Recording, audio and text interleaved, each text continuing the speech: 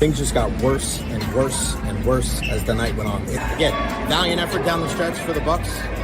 Just too little, too late. Let's go down and we'll see what Coach Fletch and the rest of the crew has to say. As always, go Bulls. So let's head into the locker room right now and see what the guys have to say about that one. Wow. Where do the Buccaneers go from here? What an incredible atmosphere. What a good win for the Tampa Bay Lightning. They snapped a 7-game winning streak. How we feeling, Bucs Nation? It's time to party, baby.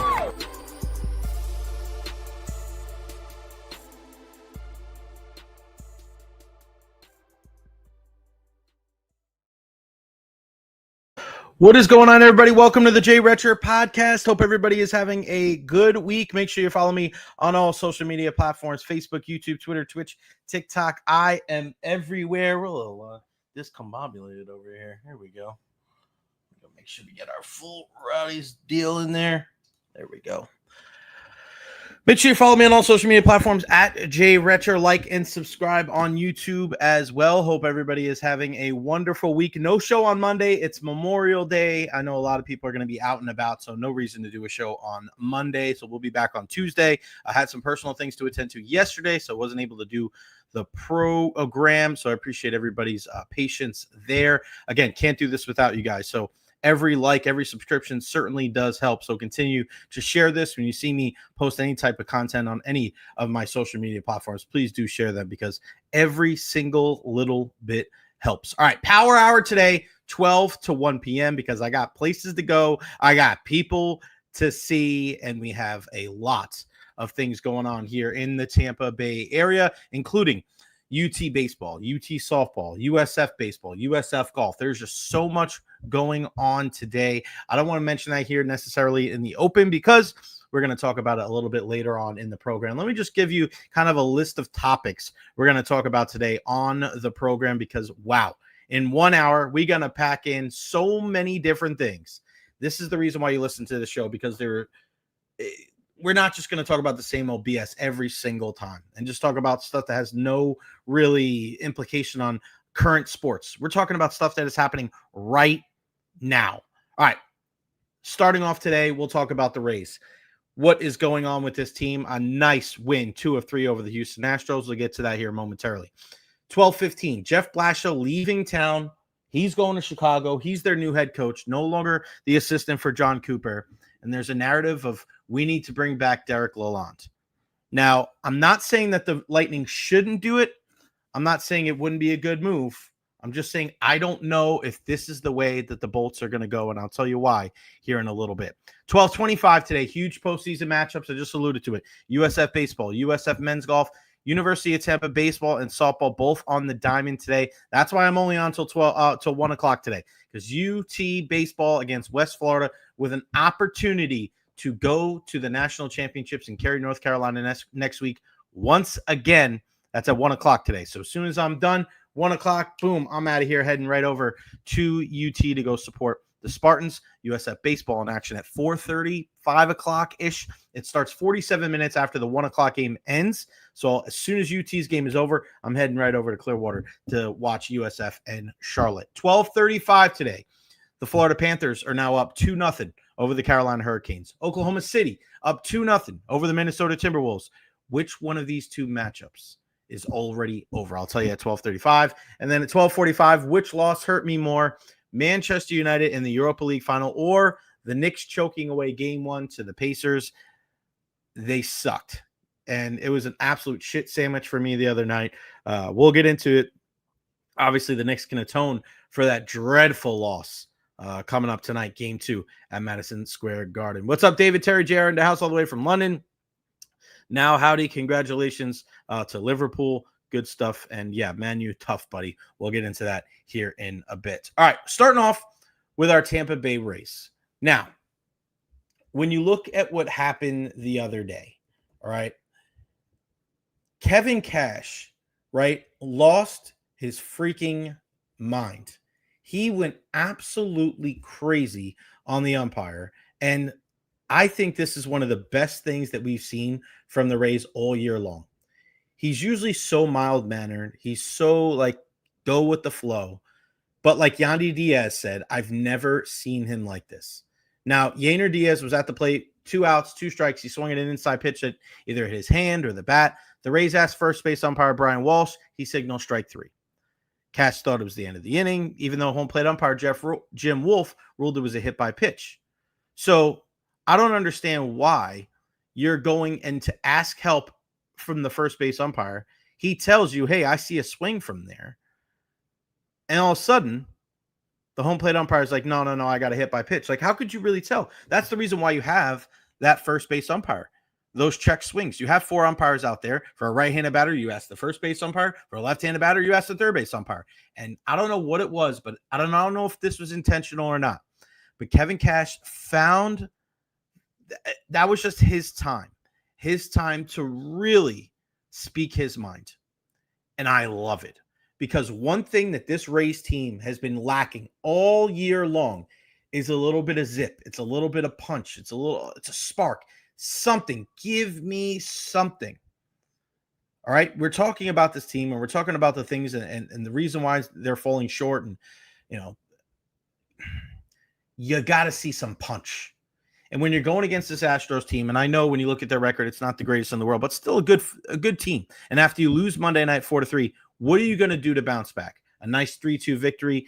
Taylor Walls with the walk-off on Tuesday night to win it 3-2, and then you win this game 8-4. But it was that, even after falling behind 2-0, the Rays answer right back with 2 in the bottom of the first. That's the kind of resiliency. That's the kind of punch that you want to see from this team. And good on Taj Bradley. It could have went sideways for him, giving up those 2 runs in the first. Isaac Paredes gets him again. But he settled down very nicely. Only gave up 2. That was the only 2 runs he gave up all day. 2 walks, 7 Ks, 4 hits, 6 innings pitched, picked up the win. Still want to see more from Edwin Uceta. It's still not great. Still not back to what we saw last year. But when you're getting 4 different home runs, when you're getting 4 home runs, you're getting it from Lau and Lowe and Curtis Mead and Yandy Diaz. That is the type of recipe that you need. Hunter Brown, a lot of people thought he was the best pitcher in the American League, at least this year. And I know there's other names, Scooble and what Max Fried has been able to do, but there's a lot of people that are looking at Hunter Brown and going, yeah, he's got the best stuff. And we've seen in years past, this dude can absolutely throw. Jake Coburn, I love it. And I want to hear from you guys.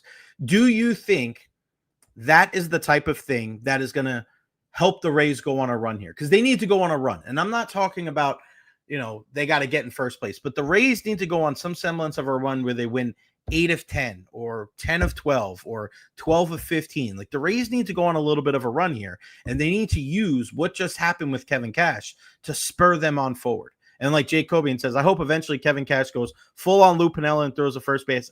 I don't know if we're ever going to see that, but I want to hear from you. How confident, and there's the link there in the chat right here.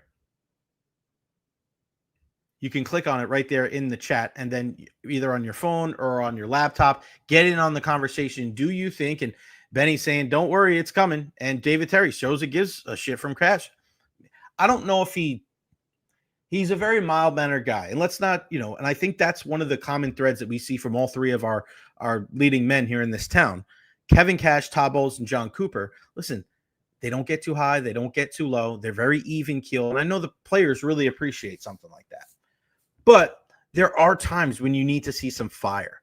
There are some times that you need to see some grit. You got to do it, man. You have to do it. We're human beings.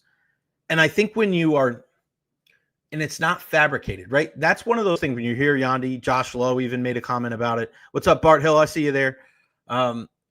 When you see a coach go off the handle and it's not like his characteristic, I don't think it's a sign of weakness. I think it's a sign of humanity. I love that. And then he goes into the dugout like Lady Evil. Hello, Lady Evil.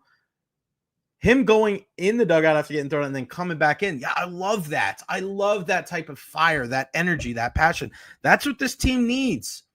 There needs to be a little bit more FU from this Rays squad. This whole thing of like, well, we're giving it the good old college try and, we're doing the best we can. And like, nobody wants to hear that. Like, you're professional athletes at the end of the day. And I know what the payroll is. I get it. I understand. But like, give me some more FU. Give me some more badassery. Give me some more of like, I don't care who we're playing, we're going to win. Play with some reckless abandon every once in a while. Like, do something crazy. I said this, USF played East Carolina last weekend, and they were able to win 2 of 3. Unfortunately, they lost them in the first game of the postseason. But I was talking to our guy, Denard Span, about it, and there was an incident on Friday night where USF wasn't, or Thursday night, because it was Thursday, Friday, Saturday. So USF and East Carolina, they don't like each other. They're like always going, they're combative, and that's more of a rivalry than USF and FAU, which I know the conference would like because obviously they're both in the Sunshine State. But there was a coming together where guys like banged into each other, and USF didn't really like. It was nothing. It was nothing. It was just like, it was a boring game. USF lost, and I was like, man, sometimes there, whether you're arguing with a teammate, arguing with the opposition or something, you need a little bit of pick me up. You need just a little bit of just grit and determination. You need a big hit like we see from in hockey, right? Sometimes one physical confrontation changes everything. Friday night, there was a coming together with Austin Irby and Brad Keylori at first base, and then boom, what a game. And then just took off for the rest of the series. That's what you need to see. You need some Johnny Gomes. You need some James Shields with the Cocoa Crisp thing. You need something, right? The Rays need just a little bit more of an FU to their game. And take no prisoners, us against the world mentality. There's too much of the woe is me and the excuses and blah, blah, blah. Give me some more of that. Give me some more of what Kevin Cash brought to the table. David Terry, Coop and Cash are kind of the same manner, but if there's a blatant bad call, they go off. I get that. Eric saying I heard Cash might be suspended tonight. Is that true? I heard that too. I don't know if it's not definite yet. Of course, we wait for Mark Topkin of the Tampa Bay Times to be able to tell us, because that's the guy I go to for all the information. I was looking that up, Eric, before the show. Still no definitive answer on that. I'm looking it up as we speak. No, not yet. But if it is, good stuff. I love it. You need that, man. You need to it is what it is, man. It is what it is. You got to go out there and you got to be able to do your thing. I want to show some love. Where are you watching the Jay Recher podcast from today? Scott J is doing it. Enjoying your show from Indiana. Go Pacers and Rays. Scott, come on, man. The Pacers. Are you kidding me? That Pacers-Knicks rivalry. I told you guys last week. I told you this series was going to be crazier than the Boston Celtics series. Remember where you heard that from first, right here. This is going to be a 7-game series. There's no way that we're going to get shorted from 7 games of this drama and this madness. It is coming. More on that at the end of the show. I want to finish with some fire today. Again, only going 1 hour because I got to head over to UT and support the Spartans. Let me know, where are you watching the Jay Recher podcast from today? Scott J, appreciate you from tuning in from Indiana. Eric, hey from Spain. Memorial for my dad is Sunday in Spain. Eric, prayers to you and yours, my friend. I'm so sorry for your loss. Got to Spain on Wednesday with your mom. Safe travels back here to the Bay Area, man. Really, really appreciate you very, very much. Dolan watching from Apollo Beach as usual, always doing his thing.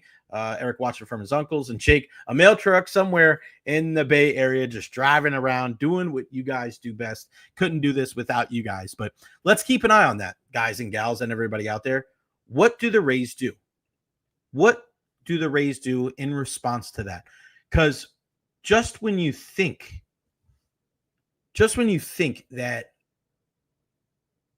the Rays have turned the corner, just when you think the Rays have kind of take their game to the next level, and you're like, hey, look at this series, just like what they did in that West Coast trip. They were able to win those games in Arizona, win those games against San Diego. Then you come back, and then you fall flat on your face. The Rays cannot afford to do that. Enough of the nicey, touchy-feely, all this great stuff, these feel-good stories and all this bullshit. Screw that. This team needs to play like their hair's on fire. There's a reason why a guy like Chandler Simpson has been so good this season and why people love him is because this guy plays with reckless abandon.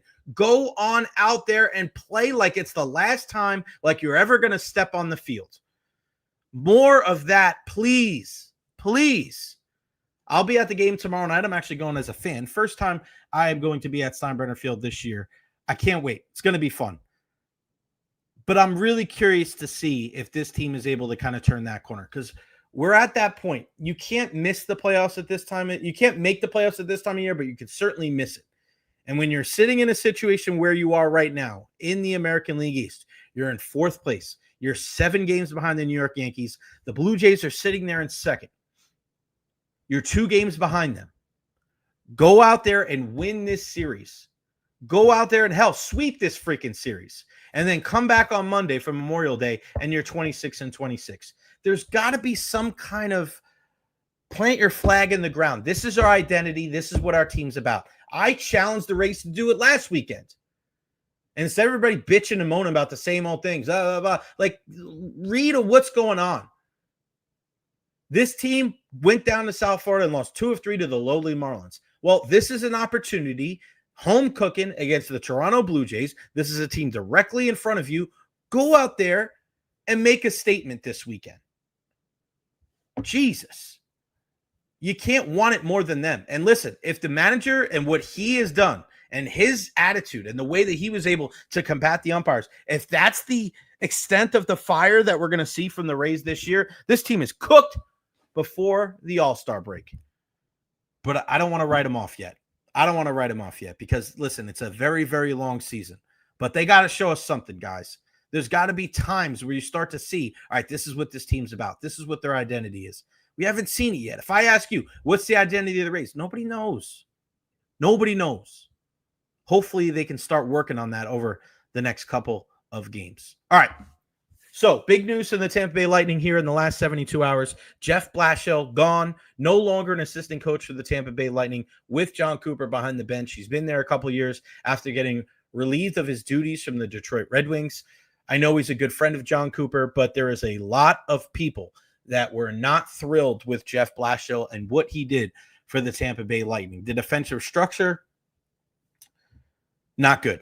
And this is what I heard, not just from fans, but also from people up in the press box, the conversations that we have, people that have played the game. Not great. So there's a lot, and it's so funny where when you look at the National Hockey League, and I think it's like this with a lot of sports, but especially in the NHL, guys don't do a great job. They get let go, and then another team quickly picks them up. Like Brendan Shanahan. He gets fired by as the president of the Toronto Maple Leafs. And now everybody's like, well, he's going to go to the Islanders. Why? Why would you want him? What did they do? They've won 2 playoff series in 21 years. Why the hell would you want him on the island? That makes 0 sense. And Steve Simmons, who's been writing in Toronto forever, is like, oh, he was able to build an identity and build a culture of what? What's the identity?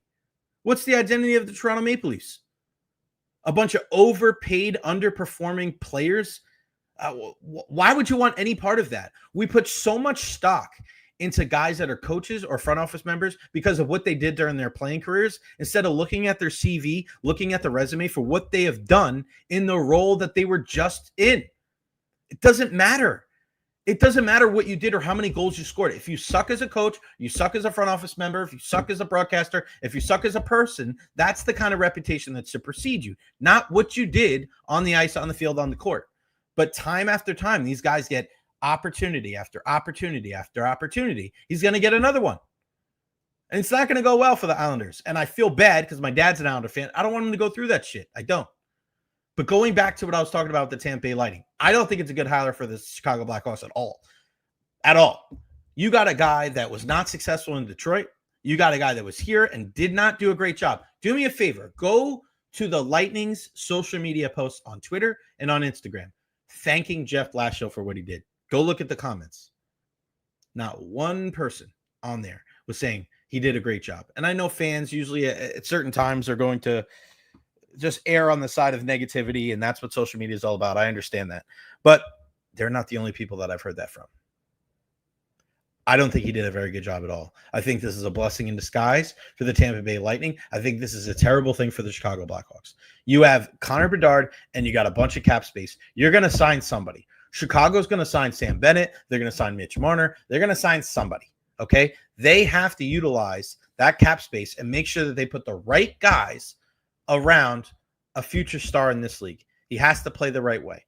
Now, Connor Bedard is, I think not a smart idea not playing for Team Canada in the World Championships, and Canada lost to Denmark in a huge upset in the semifinals. I mean, you already look at Macklin Celebrini, the number 1 pick from last year from the San Jose Sharks, him going and just some of the video that we've seen him working with Sidney Crosby, like there's just no way that's not going to benefit you.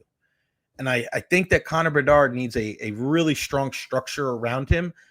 I don't know if Jeff Blashill is that guy. But when we look at the Lightning, now we need another assistant coach, and we need a guy that's going to focus on the defensive structure. And there's a lot, and I'm talking about a lot of people that are talking about bring back Derek Lalonde. Derek Lalonde, longtime assistant coach of the Tampa Bay Lightning. He goes to the Detroit, and he does a terrible job. They bring in Todd McClellan, automatically the team is better.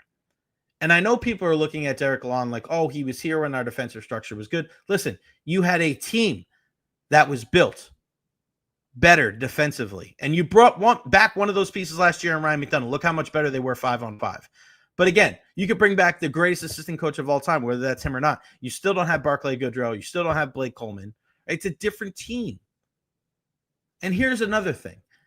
Derek Lalonde went on national TV and he was bad-mouthing Andrei Vasilevsky. Maybe not, maybe bad-mouthing is too strong of a term, but he gave a little bit of an insider secret that I know firsthand from somebody within the Lightning organization that was not a good thing. They were not happy with this. And I'm going to show you, if you have not seen the video, here we go. Hold on one second, guys.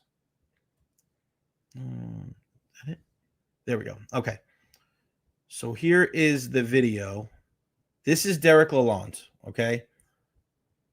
This is him a couple of years ago in Canada. And I get it. You think that you want to show everybody how freaking smart you are. But I know, again, within the Lightning organization, this went over like a lead balloon. A big thing. You know, he has very few weaknesses. And one thing, actually, we did a study back in the day. He was one of the lower percentage goalies in finding pucks from the point. So we actually changed our entire D zone and we improved our pass rush. But yeah, not him. This is just, I give a total credit to Toronto. This was a different field than their win yesterday. Yeah.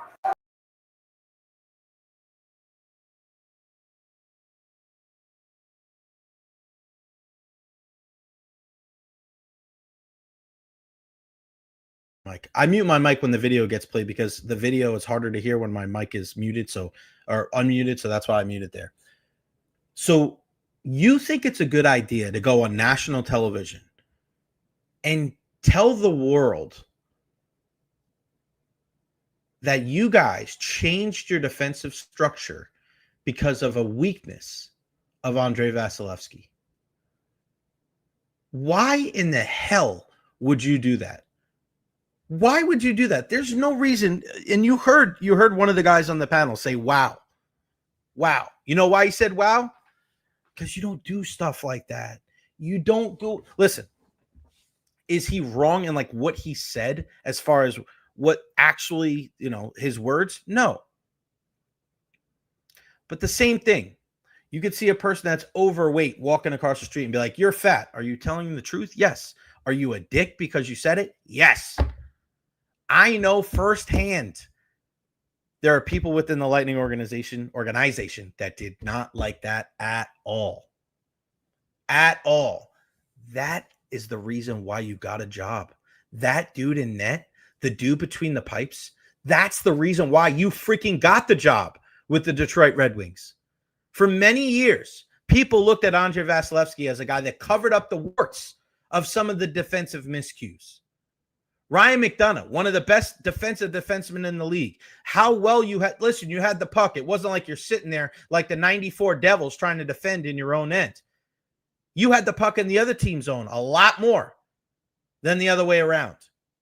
For that dude to be able to go on national TV and to say that, again, you hear the guy on the panel saying, wow. Not only was he surprised that they did that, but I'm pretty sure that he was surprised that he said that Derek Lalonde said that.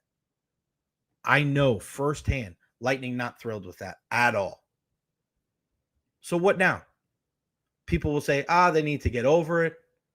He's a good defensive coach. If he can help them, they should bring him back. I'll tell you what, I don't disagree with you. Because at the end of the day, it doesn't matter to me. I'm not the Tampa Bay Lightning. I'm not going to be more offended than the people that are within that organization. The only reason why I say practice caution when it comes to this narrative of bringing him back is because of what I heard. My opinion of it, I thought it was lowbrow. I didn't think it was necessary at all. But again, I can't be more offended than the people that are actually involved in the commentary. But when you hear from people within the organization that they didn't like that, then okay, then I'm not far off. So don't be so quick to the Derek Lalonde reunion. Even though he did a good job here. I'm not saying he didn't do a great job, but there's plenty of great coaches out there. Don't forget that. David Terry, always with the super chat on Friday. I love you, buddy. From across the pond. Is that $10 or 10 pounds? We don't know, but we appreciate you. If you guys want to contribute 1, 2, 5, 10, whatever, every little bit helps here on the program. David Terry, definitely on the Mount Rushmore of great viewers and great attendees here of the Jay Recher Podcast. I love you, brother. I appreciate you. All right, moving on to the next topic. Again, only on for an hour today. Heading over to UT after this. Huge postseason matchups for the University of Tampa. Listen, a big win yesterday against West Florida, 8-1. They're back in action today at 1 o'clock. If the men win today against West Florida, they move on once again to carry North Carolina next week for the D2 National Championships. And Joe Urso and the Tampa Spartans looking for national championship number 10. Just put things in perspective. The UT softball team right now, they are in the national championships. They won yesterday against Shippensburg. Shout out to our girl Alexa Russo, who we had on earlier this week. A 2-run single early on in the game. That's all they needed with a big shutout victory there. But this is the first time they've ever even gone to the national championships. First time ever. And the first time there, they win yesterday against Shippensburg. Congratulations to Coach Cantor, Alexa, and the entire Spartans team. But Coach Joe and the Spartans are looking to win their 10th national championship in Cary, North Carolina. They're one win away from going back to Cary. Again, they play at 1 o'clock today right there in South Tampa. You guys should go to the game. It's going to be hot, but we live in Tampa, right? So that's why the show is only until 1 o'clock today, because I'm going to pick my stuff up. I'm going to head right over there. I already got called out by Joe's wife, Julie, on Facebook yesterday. She said, I expect you to be there before 1 o'clock. I'm sorry, Julie. I apologize. Couldn't make it yesterday, but today I will certainly be there. Shout out to the entire Urso family, the Russo family, and then UT as a whole. The women, softball, 2:30 today. They're back at it, trying to keep that momentum going after the huge win yesterday. Balling out. They play Central Oklahoma. UT won yesterday, softball 6-0 against Shippensburg. They're 46-10 on the year. They were the 2 seed. They play the number 3 seed today, Central Oklahoma. They're 52-9 on the season. Central Oklahoma beat Pace yesterday by a score of 3-2. That game today at 2:30. Of course, you can go to ncaa.com and you can watch it on the stream there. They win that game. They're off tomorrow. They're back in action on Sunday at 1:30. They're getting closer and closer and closer. Man, that would be so phenomenal if our girls can win over there at UT. Again, big matchup today at 2:30. Our fingers are crossed. We are definitely supporting UT as well. All right. So shout out to them. Again, heading over there at 1 o'clock to watch the boys for the baseball team. USF. All right. USF baseball, a tough loss in the first game. They just couldn't get out of the box. A loss to East Carolina. And I brought it up a couple of times because I was wondering if playing East Carolina hurt them last week. And it's funny how Coach Benchana said, no, not a big deal. But Coach Godwin from East Carolina said, oh, no, it was a big help. So, I mean, I think that's pretty standard what you're going to get from coaches in post-game press conferences. But USF was able to bounce back, win that game yesterday against Wichita State, and now looking forward, a game today against Charlotte. They're going to win. They're going to need to beat a pretty damn good team. Now, Charlotte won their first game against Wichita State 7-1, and then they lost yesterday to East Carolina 6-5. So that game is going to be today. Florida Atlantic and UTSA is the first matchup. So Florida Atlantic, who they lost their first game to Tulane. Okay. And then UTSA, who was the number 1 seed, they won their first game against Rice. They lost yesterday to Tulane 10-6. So The first ranked team in the American UTSA could go out today with a loss against Florida Atlantic. That game is at 1:00. And then USF against Charlotte is going to be 47 minutes. I don't know why if it's 47 minutes after the Florida Atlantic UTSA game. So we're looking at somewhere like 4:30, 5 o'clock today. We are going to make sure that we have you covered. I have you covered at Jay Recher. This is why you want to follow me on all social media platforms. That is very, very important. We got to support our local teams. USF men's golf. Last time I was checking them, they were balling out. They were in first place. They're in the national championships right now. There was just so much good action going on here in the Tampa Bay area. Let me check. We'll keep you guys abreast of the situation. It's a lot harder to keep track of this. The golf, man. The NCAA golf tournament 2025. Let me see here. All right. We always have these. Pulling it up right now. Tennis live results. All right, here we go. Let me share my screen with you guys.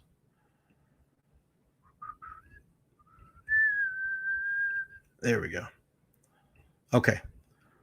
So, oh, no, that's not it. Sorry. There we go. That's the one. All right, here's the scoreboard that we're looking at. No. Oh, damn it. USF second from the bottom. Damn it. When we were looking before, they were in first place. Now 5 over on the day. That's no bueno. No bueno. Some of these other teams have yet to tee off. USF teed off earlier today when they were going good. They were 2 under, but right now the only team doing worse than USF is Tennessee at 11 over.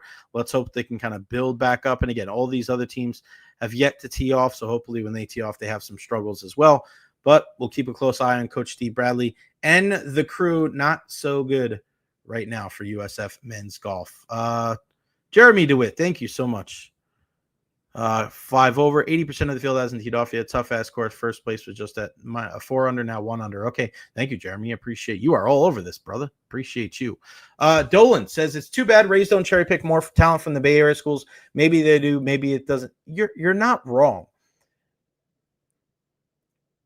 I think it's kind of ironic. Like, stay with me here. I don't think the Rays nor USF do a great job of getting talent from this area. Who does the best? There is one coach that invests his time and efforts to recruiting our area more than anybody. And that's the guy that's probably the most successful, and that's Coach Joe Urso. Like, right? I mean, that's not a mistake, right? That can't be. That can't be. You look at what Joe has been able to do. I look at the last 5 years, right? You have, even if it's going up to like north, going Brooksville and Spring Hill, JP Gates, the MVP in the national championship last year. Your team right now, you've got Nico Saladino at shortstop that went to Bloomingdale. Joe's son, JD, obviously at third base, went to Plant High School. Cole Russo went to Jesuit at first base. Jordan Williams, Gaither High School, Tampa. In the years past, you've had Jordan Lala, who went to Steinbrenner and TC. You got Danny Gutcher that went to Gaither. Like, there's a lot of talent here in the Tampa Bay area that can go win a national championship at University of Tampa. Now you look at USF, and to their credit, this year, they went out and got Brad Keylori. Shortstop, went to Jesuit. Sebastian Greco, who's unfortunately sick, not playing in the conference championship, local kid from Gaither. But I look at the Rays. Why not draft more guys from Florida and Florida State and Miami? And I had this conversation because I didn't live in Tampa at the time. But I have this conversation with my friends that lived here at the time, big-time Buccaneer fans. Part of the reason why you love Derek Brooks and Warren Sapp is because you were able to follow them in college. You were able to, think about it. If you're a Knoll, if you're watching this and you're a Florida State fan, right? How great was it? If you're a person who lives in Tampa, you're a Florida State fan and a Buccaneer fan. How great was it to be able to cheer for Derek Brooks for as long as you did? that whole time. If you're a Miami fan, you got a chance to cheer for Warren Sapp that whole time. And I think the opposite too. I talk about this with my buddies. When you cheer against a guy, let's say you're a Gator or you're a Hurricane, and in college you're cheering against Derek Brooks. You're like, I can't stand that guy. He kills us. And then he becomes a Buccaneer. There's already that underlying their foundation of emotion that it's already there. And it could be hate or disgust or dislike. But now you already know that guy. Now you get to cheer for him. Completely different. If I'm the Rays, why not look at more talent from Florida and Florida State and so all these other? Look at USF. Look at how many people love Shane McClanahan. It's just that much more. You want to cheer for him that much more because he went to South Florida. Jake says the same reason why so many people were yelling for Kyle Trask to be a starter. If he didn't go to UF, no. Yeah, no, you're not wrong, Jake. You're not wrong. But that's not a bad thing. Not a bad thing, because at the end of the day, it doesn't affect the bottom line for the team. Like, people want to cheer. They want him to be good. I don't think there's anything wrong with that. There's so many things in this world. Like we there's so much negativity, and people want to bash people and tear down people that do well. Like, I don't want to ever fault people for looking for a reason to cheer for somebody. And if you want a guy to do well because he went to the college that you support, I got no issue with that. Think about it. If Kyle Trask would have turned out to be a really good starter, that wouldn't be a terrible thing. David Terry, my man Derek Rose, lost my voice cheering for him. Love that dude. Yeah. Unbelievable. Great human being too. Just a really, really good guy overall. We are so lucky to have him as a representative here in the Tampa Bay area. And now some more breaking news when it comes to the hockey world. Mathieu Darche will become the general manager of the New York Islanders.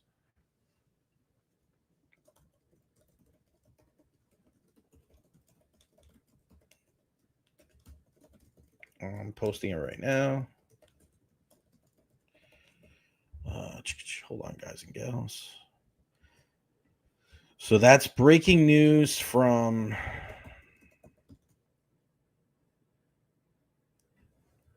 not only Pierre LeBrun, but also Elliot Friedman. So those are two very, very credible sources.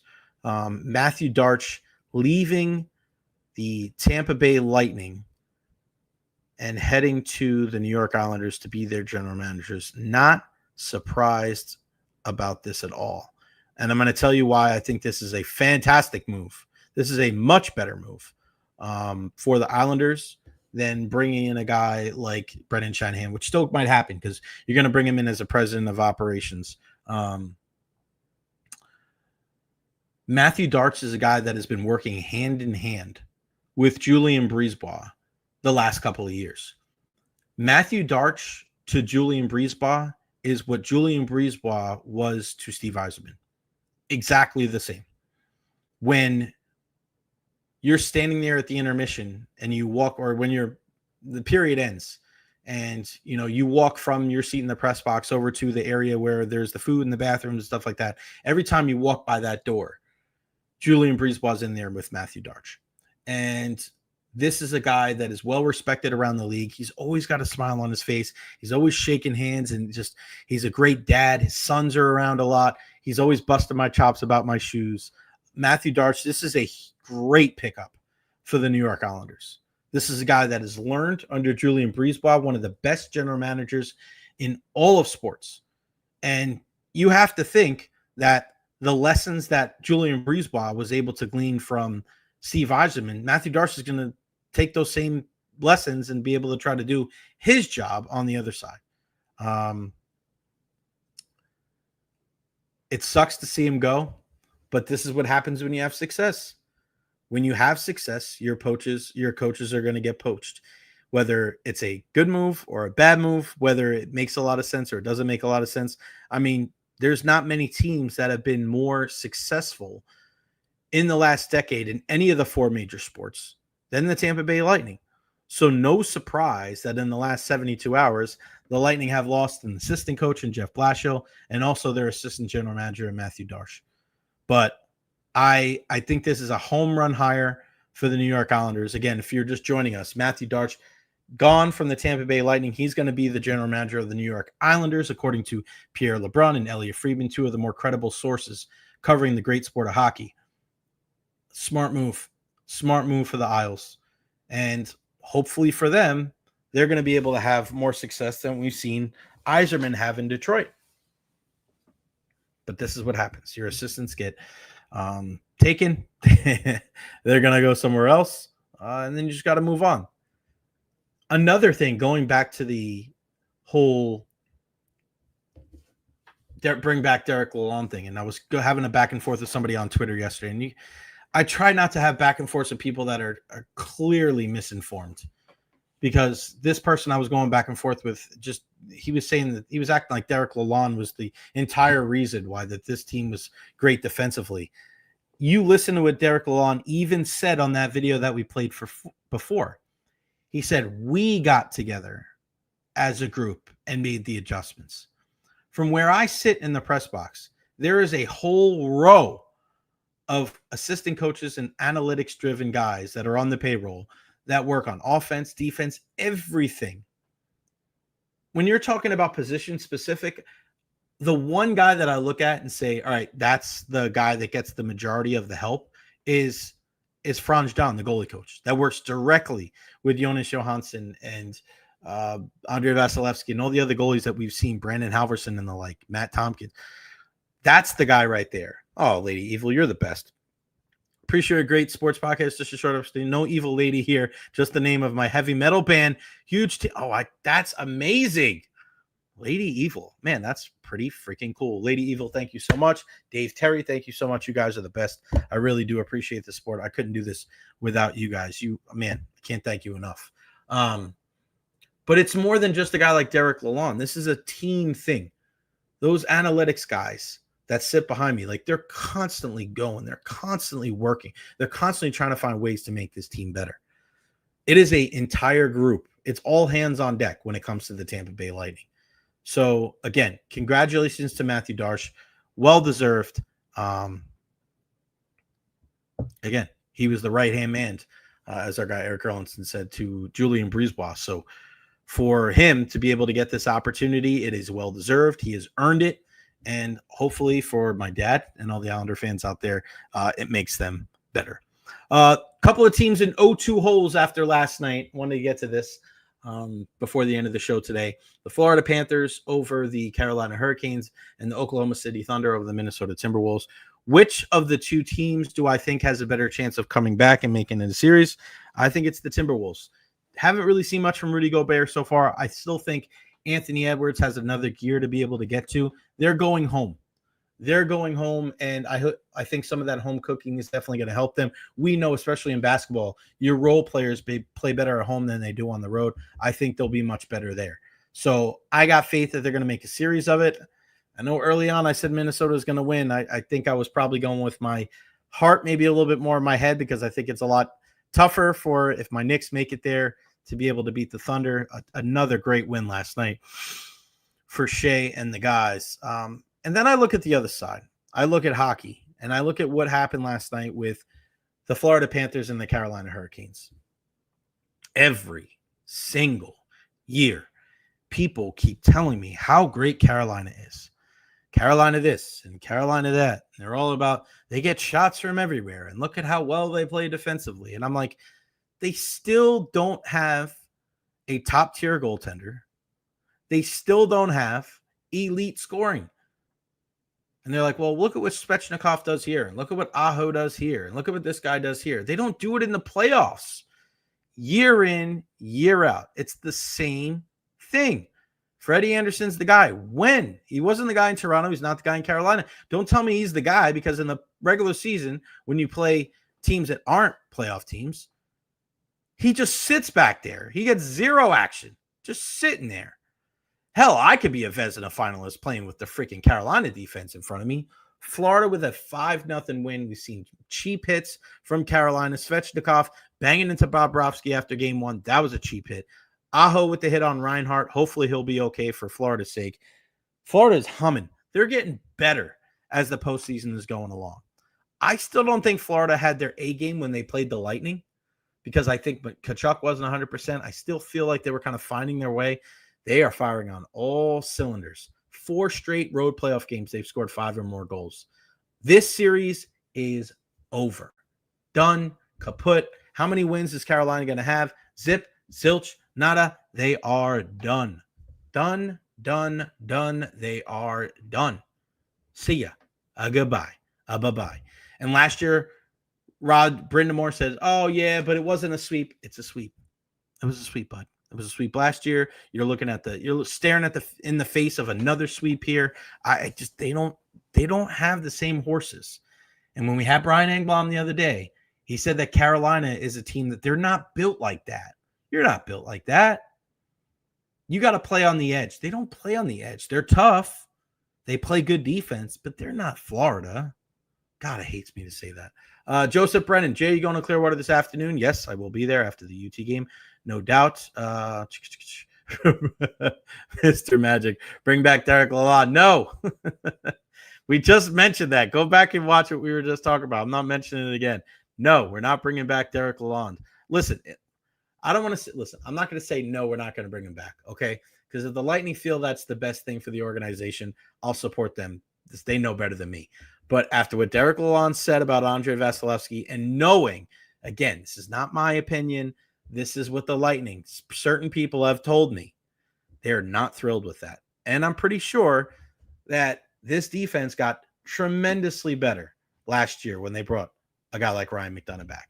So there's going to be some other names out there. Maybe you bring a guy up from the AHL as well. It's tough to kind of see.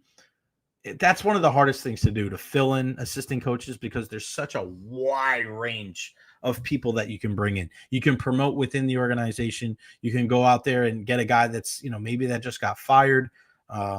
You kind of look around at some of these other teams that are out there. It's tough. Now, maybe like Jeff Blashill is going to bring in his own assistant coaches, right? So it's too tough. I don't even want to speculate. David Terry, Panthers winning this one as much as I hate built. Yeah, and what does it go down to? The third line. It goes to the third line. You look at what Brad Marchand's been able to do with Eetu Luostarinen and also Anton Lundell. Phenomenal third line. What did we do when we look back to the Tampa Bay Lightning and why they were so good?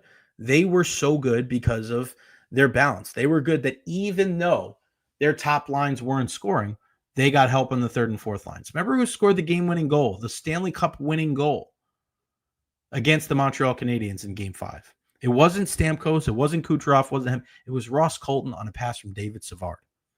We remember how good that third line was with Goodrow and Coleman and Yanni Gourde. Like, that's what you need. You need depth, and especially that third line. Because, listen, you're not getting a ton from Tkachuk. You're not getting a ton from Barkov. And when that's the case, like, you got to be able to get balance. You have to be able to have depth, and that's exactly what this Florida Panthers team has. So congratulations to them. They're crushing it. All right. Before we wrap things up, again, only going for an hour today because we're heading over to UT after this. Which loss hurt more? The Manchester United loss in the Europa League final to Tottenham, or the Knicks loss to the Pacers in Game 1?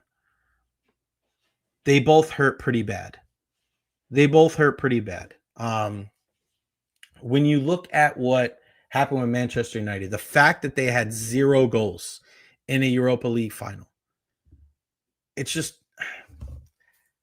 the fact that you could play that poorly with everything on the line. There's no excuse. There is no excuse for how bad that they were playing. The fact that Manchester United could play as bad as they were, I just don't understand. Like, I was so pissed off. I didn't speak for like 35 minutes after the game. It's one thing if you lose, right? But you lose like that. I mean, the goaltender, Andre Onana, he's not the answer. He's so far out of position. Even the goal that Brennan Johnson scored all year long, he's so far out of position. I don't understand how a guy that athletic can be that poor. He's lost 3 finals now. He's got to go. There's so many players on this team that have to go. They got to get out. I mean, out of all the players that I look like in that game, I thought Lenny Yoro played good. I mean, Bruno Fernandes is a guy that's captain's team. He turned the ball over. That led to the goal. Not good enough. You're a captain. You've got to do something. I thought Ruben Amorim, his decision to start Mason Mount over Alejandro Garnacho was a terrible decision. The fact that you only put Kobe Mano in for the last 5 minutes, a terrible decision. I've been a big-time supporter of Ruben Amorim for a very long time, but I hated the way he coached that game. Hated it. Terrible. Not good enough. You're starting Luke Shaw. Don't know why. Dorgu, not a fan of him. They just have all these players on this team. Like, none of these guys are good enough to be Manchester United. And I know there's a lot of people out there that think that they were going to win because of their history. History doesn't mean shit. It doesn't mean anything. The only thing that matters is the team that is on the pitch. The only thing that matters. People talk about the history of the Lightning, the history of this. History doesn't matter. Every team is different, year in, year out. That's why teams are so upset when the season ends, because they know that no matter what happens, that the very next year, the team's different. It could be training staff, it could be coaches, it could be players, it could be front office. It's never going to be the same. That's a good thing for the for the Manchester United. Awful. And now the entire team needs to go. Well, I mean, Alejandro Garnacho is probably going to go somewhere else. If you're Kobe Manu now, they released the rosters today for the English team for the games over the summer. No Manchester United players on there. Maguire's not on there. Kobe Manu's not on there. Rashford, who is out on loan, is not on there. Neither is Sancho. Like, why would you want to play for Manchester United right now? It's embarrassing. No goals in a European final against Tottenham? You've got to be shitting me. They didn't play great. They had one shot on goal. One. And that was the goal that they scored. It's embarrassing. You have all these former players talking about the history of the club, and this is a 4-4-2 team, or the history doesn't matter. This team is not good enough. It doesn't matter what team you're on. It doesn't matter what club you're a part of. That team is not good enough. There needs to be major overhauls. The fact that Manu Ugarte has done really well in a pairing with Casemiro as the two holding midfielders didn't even get in the game. What are we doing? I don't understand why the starting four in that game weren't in the midfield. Why it wasn't Casemiro and Ugarte and Bruno Fernandes and Alejandro Garnacho. With Kobe Manu as being the first guy coming off the bench. Diogo Dalot, I know he couldn't play the entire game, but you got to play a half. You got to do something. Dorgu is just a net negative. I cannot stand him on the team. And Rasmus Højlund, he needs to go. A number 9, he talks a big game and doesn't do jack shit. Joshua Zirkzee is able to come back. You got to get him in, but he plays farther away from the goal. I don't know how that helps you. This team is not constructed to win. I don't care if it's Ruben Amorim's way of playing or not. This team is not good enough. That loss was worse for me because you know what? They're still going to finish at 17th. No European football next year. No $100 million from playing in the Champions League. Just an absolute. There's a game this weekend against Aston Villa. Nobody cares. Nobody cares. I'm not watching that. Hell no. Not a chance. The Knicks one hurt too. Let's be completely clear. I was at Ian's place watching the game. The Knicks are up 17. And watching the game, you just knew it's never over till it's over. You're playing the Indiana Pacers. This is a team that they've shown in this postseason dramatic comebacks regardless of the competition. And they did it again. Aaron Nesmith with 6 3-pointers, Tyrese Halliburton with the preemptive choke on the luckiest shot that you're going to see. Other than like what he did there on that shot, I thought the Knicks did a pretty decent job with Tyrese Halliburton. But there's something with the Knicks. I don't know what it is. Early on in the series, they did this against Boston. They did it against Detroit as well. It takes them a while to kind of figure out the tendencies of this team. That's why it didn't hurt me as much because it's only game 1 of 7, and I thought it was going to go 7 anyway. But they have to get, like, Nesmith makes the first 2 or 3, make him give up the basketball, right? You know that Tyrese Halliburton is going to try to take that last shot, get the ball out of his hands, make somebody else other than him and Nesmith beat you. But other than that, like, I hate the way that the game ended. But other than that, I think the Knicks played a pretty good game. And I think that gets lost in this entire thing of the Knicks played a pretty good game. And I know that it's the same narrative of what Boston went through because they had that 20-point lead in the first half. But I think if the Knicks just stay aggressive, and there's a couple of things that went that didn't go their way at the end. Like, they're up 5 with less than a minute left. And then Jalen Brunson has the ball down low. He bounce passes it to OG Anunoby. He can't handle it.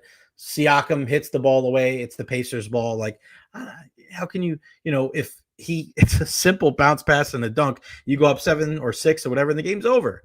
And then also the goaltend. I don't understand how you miss a goaltend and you can't go back and review it. Instant replay in sports is one of the most mind-numbingly stupid things because we can review certain things, but we can't review other things. So you can review whether a guy has his foot on the line and go back and change it, but you can't review a clear goaltend where the ball hits the backboard and then the guy swipes it away. Why? That makes zero sense. Plays that are not reviewable. We see that in football too. It's so dumb. We have the capability. Why do we have replay? Why do we have the review? So get the calls right. So yes, the Knicks didn't play well down the stretch. They made a lot of mistakes. They didn't deserve to win that game because you got to play the entire 48 minutes. But again, there were some things that I think were out of their control that went against them too. And that's why I have faith going into tonight's game too. It's Aaron Jacobson's birthday. They're not going to do that to Aaron on his birthday, right? They're going to take care of our guy and make sure that he gets a nice birthday present. Sure as hell hope so. Because the Knicks go down 2-0, man. I am going to be one Sour Patch Kid, no doubt about it. I'm looking for wins across the board all day today. Give me wins. I want to look at the live results when it comes to golf real quick. USF. All right. USF 2 over now. They've made up 3 shots. Okay, so they moved up a couple of spots now. So 2 over. The leaders right now, Texas Tech at 3 under. They're not out of this.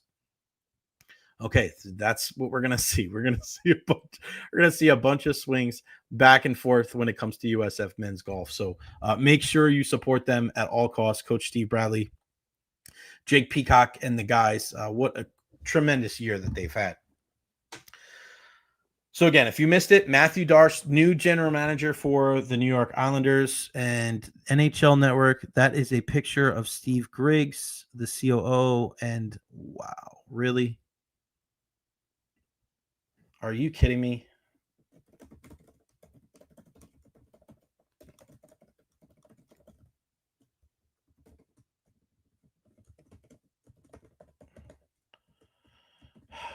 Really?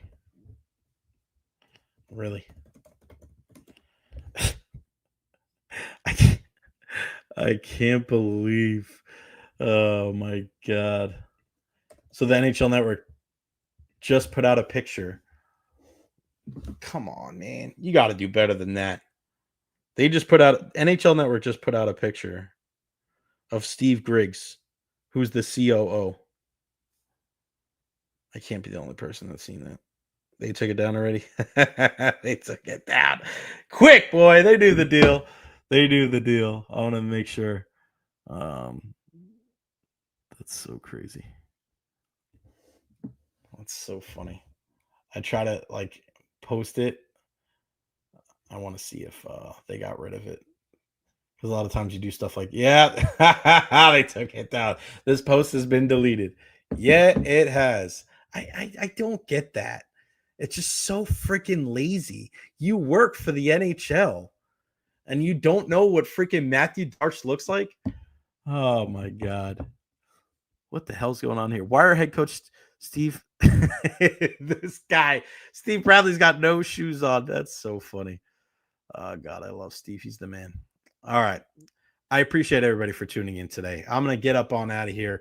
UT baseball, 1 o'clock against West Florida. Of course, we know 2:30 today, UT softball against Central Oklahoma, and then USF baseball today at around 4:30, 5 o'clock as they take on Charlotte. Memorial Day on Monday. I don't like to say happy Memorial Day, but let's just, again, I'm a person that's very patriotic, and I know that may be corny to some people, and I know people look at our country and our flag sometimes, and they use it as a measure of something to not be proud of. I'm proud of our country with all of its warts, because I think there's a lot of different people from a lot of different backgrounds, and I tend to focus on the positive, not the negative. So let's remember this weekend, all the people that have given their lives for this country. So everybody have a safe, happy, healthy weekend, and I'll see you Tuesday, again, taking off Monday, right here on the